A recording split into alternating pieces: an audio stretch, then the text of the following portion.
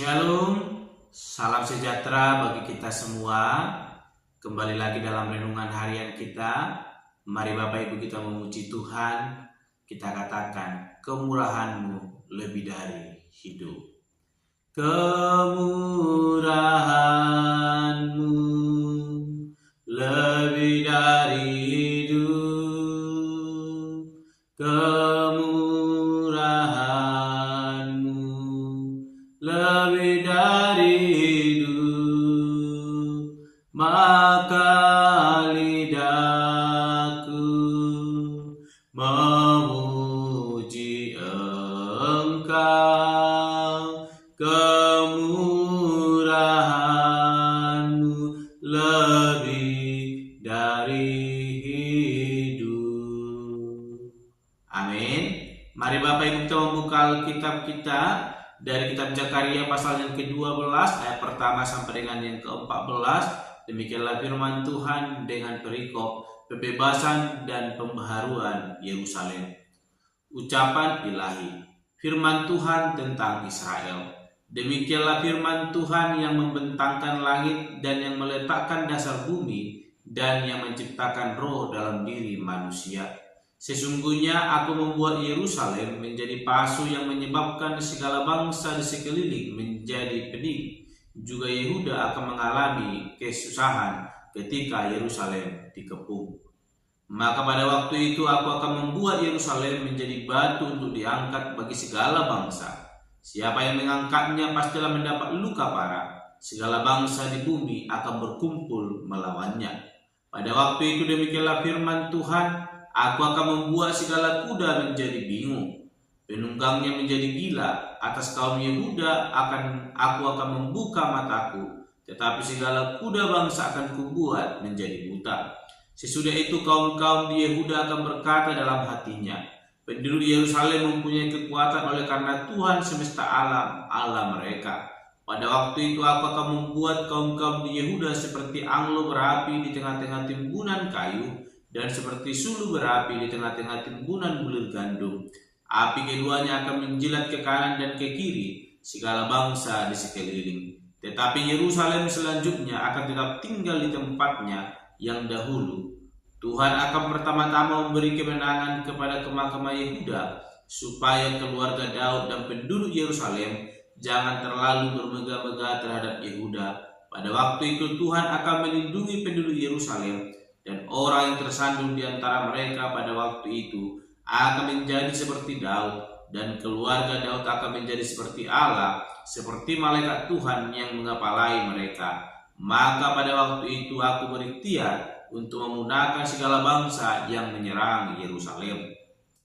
Aku akan mencurahkan roh pengasihan dan roh permohonan atas keluarga Daud dan atas penduduk Yerusalem, dan mereka akan memandang kepada Dia yang telah mereka tikam, dan akan meratapi Dia seperti orang meratapi anak tunggal, dan akan menangisi Dia dengan pedih seperti orang menangisi anak sulung. Pada waktu itu ratapan di Yerusalem akan sama besarnya dengan ratapan atas Hadad Rimon di lembah Megido.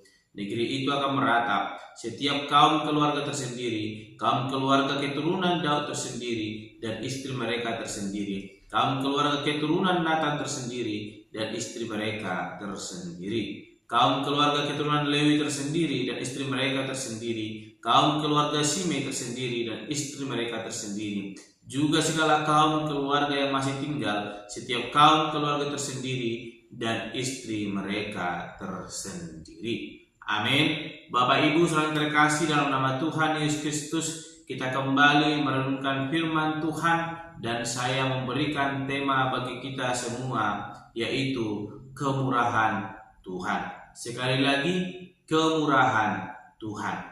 Bapak Ibu saudara-saudara yang terkasih dalam nama Tuhan Yesus Kristus, dalam pasal yang ke-11 kita boleh melihat bagaimana Allah menunjukkan murkanya kepada umatnya, dan Allah tidak peduli lagi kepada kebinasaan mereka.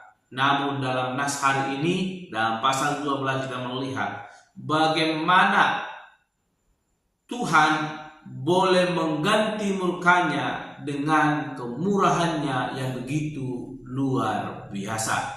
Kita melihat Bapak Ibu saudara terkasih bagaimana nas hari ini menunjukkan kemurahan Tuhan. Walaupun Yerusalem telah dikepung, tetapi Tuhan membuat para musuh-musuhnya bingung. Tuhan membuat para musuh-musuhnya pening, sehingga Yerusalem seolah seperti bejana yang berisi anggur, dan banyak bangsa datang dan minum dari bejana sampai mabuk. Dengan begitu mereka tidak mampu lagi menghancurkan Yerusalem. Dan di ayat yang ketiga kita melihat bagaimana Yerusalem diumpamakan seperti batu yang besar, dan siapapun yang mencoba untuk mengangkatnya akan mengalami luka-luka yang parah. Dan para kuda-kuda yang menyerang Yerusalem sampai frustasi, bahkan menjadi gila. Dan kaum Yehuda pun akhirnya akan memuji penduduk Yerusalem karena mereka memiliki kekuatan dari Allah yang bermurah hati kepada mereka. Sehingga kebenaran firman Tuhan yang boleh kita renungkan hari ini mau menekankan kepada kita betapa Tuhan mengasihi kehidupan umatnya. Sekalipun mungkin dalam renungan kita semalam kita melihat bagaimana Allah tidak mau lagi memperhatikan kehidupan umatnya yang akan binasa karena kehidupan mereka yang tidak berkenan di hadapan Tuhan. Sehingga Tuhan membiarkan mereka, Tuhan melupakan mereka, Tuhan menyatakan murkanya kepada mereka sekalipun mereka harus mengalami kebinasaan. Namun kita melihat murka Tuhan digantikan oleh karena ketaatan, oleh karena kebaikan, oleh karena pertobatan dari Yerusalem, sehingga kemurahan Tuhan dinyatakan dan Tuhan memberikan mereka kemenangan dan mengangkat derajat mereka lebih tinggi. Sekalipun ada banyak musuh yang menyerang, mengelilingi, namun mereka tidak tertandingi sebab Allah yang berpihak dan berperang atas Yerusalem. Bapak Ibu saudara terkasih dalam nama Tuhan Yesus Kristus, Tuhan akan memberikan kemenangan kepada setiap orang yang mau sungguh-sungguh kepada Tuhan.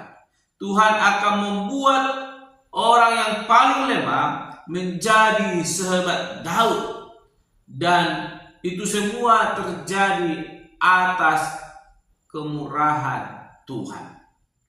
Jika karena ketidaktaatan Tuhan menjadi murka atas hidup kita, maka marilah kita mendisiplinkan diri kita supaya murkanya berganti menjadi anugerah jika kita mau bertobat kepada Tuhan. Kita melihat dalam pasal 11 mengapa murka Tuhan boleh menyala-nyala. Semua karena ketidaktaatan orang-orang atau umat pilihan Tuhan. Mereka meninggalkan Allah, menganggap dirinya paling hebat, melupakan Allah yang telah memberkati kehidupan mereka, sehingga Tuhan murka dan mendatangkan penderitaan atas kehidupan umatnya. Dan hari ini kita mau diingatkan kembali, sekalipun murka Tuhan menyala-nyala, namun ketika kita kembali memandang kepada Allah, mengangkat hati bahkan pikiran kita untuk Tuhan, maka Tuhan akan bergerak hati untuk boleh membuka kemurahannya dan mengasihi kehidupan kita kembali. Bapak Ibu saudara terkasih dalam nama Tuhan Yesus Kristus, Allah kita adalah Allah yang penyayang, Allah yang penuh dengan kasih. Oleh karena itu mari kita hidup sesuai dengan kehendak Tuhan. Jangan coba-coba untuk boleh membangkitkan murka Tuhan, sebab ketika murka Tuhan telah nyata, tiada satu orang pun yang dapat menahannya. Namun ketika kita mau hidup taat di hadapan Tuhan, melakukan kehendaknya, maka kemurahannya akan dinyatakan. Tiada seorang pun yang dapat menilai kemurahan Tuhan lebih daripada apa yang kita pikirkan. Bagaimana Yerusalem ketika mereka dikepung dari berbagai penjuru, namun kita melihat satu orang pun tidak dapat menyentuh Yerusalem. Karena apa? Allah yang turut bekerja. Allah membuat mata kuda-kuda itu menjadi buta sehingga melakukan kepeningan dan membuat Yerusalem mengalami kemenangan. Mari Bapak Ibu hiduplah di dalam kasih karunia Tuhan. Mari kita mendisiplinkan diri kita untuk boleh hidup sesuai dengan kehendak Tuhan. Hidup melakukan perintah Tuhan, bukan melanggar perintah Tuhan. Sehingga mukanya menyala-nyala. Tapi biarlah kiranya kasih karunia Tuhan, berkatnya, kemurahannya boleh melimpah dalam hidup kita. Hanya karena kita boleh hidup setia melakukan kehendak Tuhan. Amin. Mari kita berdoa. Bapa Surgawi, kami kembali bersyukur untuk kebenaran firman Tuhan yang boleh kami renungkan hari ini, yang mengajarkan kami untuk hidup taat setia di hadapan Tuhan, sehingga kemurahan Tuhan yang boleh terus nyata dalam hidup kami.